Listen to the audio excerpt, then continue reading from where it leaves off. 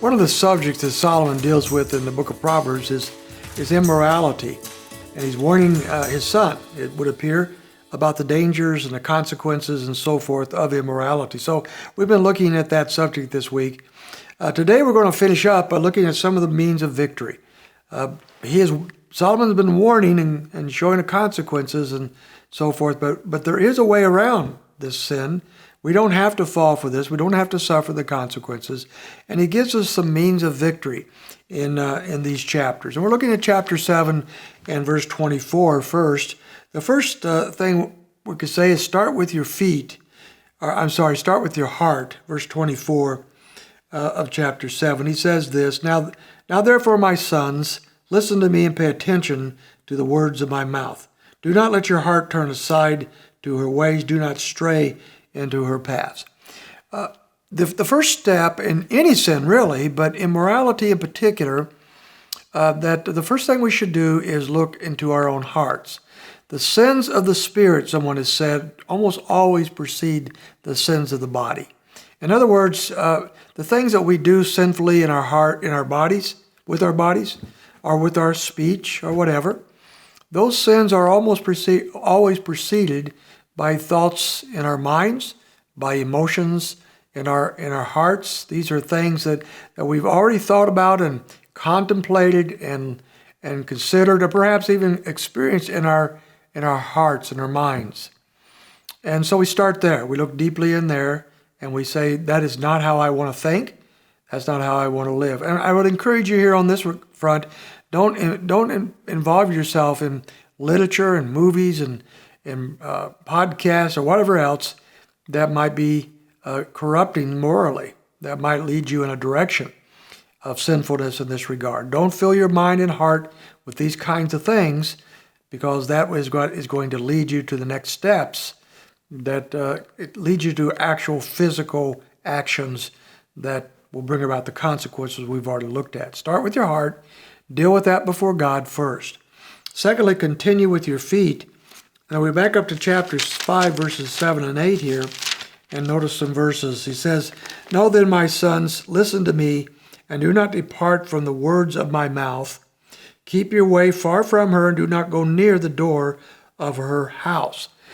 So remember the first day we looked at this, we saw a young man who was naive, he's simple, and he's walking down a way where he shouldn't be, and he's coming close to a corner or a house that he knows somebody is there that could be an interest to him, who could entice him.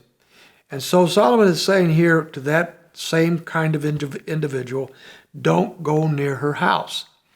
Physically, you don't have to go there.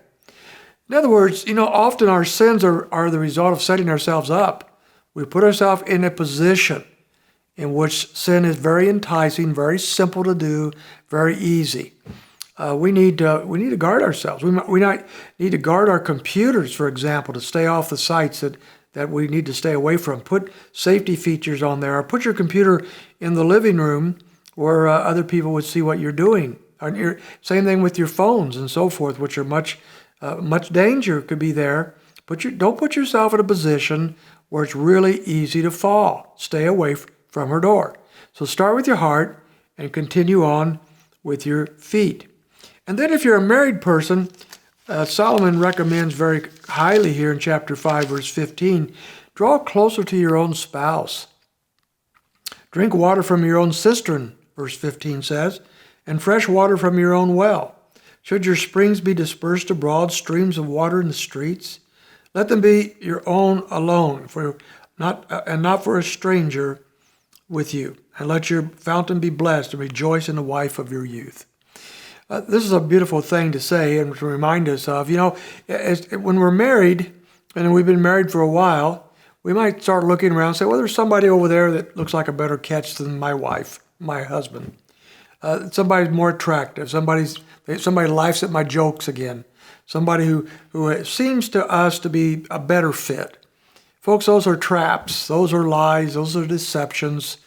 And the better choice then, instead of being drawn toward such an individual, draw to your spouse and enjoy their love and draw closer to them emotionally and physically. Don't waste your life on someone who is not yours. Draw to that individual at that time. And then one more thing he says, chapter 7, verses 1 to 5, live in wisdom. Of course, this whole book is about wisdom. But listen to this. My son, keep my words, verse 1, and treasure my commandments within you. Keep my commandments and live, and my teaching as the apple of your eye. Bind them on your fingers, write them on the tablets of your heart. Say to wisdom, you are my sister, and call understanding your intimate friend, that they may keep you from an adulteress, from the foreigner who flatters with her words. The wisdom of God is a great safeguard against all sins, and in particular the sin of immorality. Live out the wisdom of God as found in his word. Bind those on your hearts, bind them in your life, make them the central piece, make them the apple of your eye, that you are enticed by them, God's wisdom, and not by the sinful lusts and desires of the world. And so this whole week has been about this issue of protecting ourselves from immorality. And I hope this has been helpful, and I hope it gives you a wonderful life in the Lord as you live your life purely before him. We'll see you next week.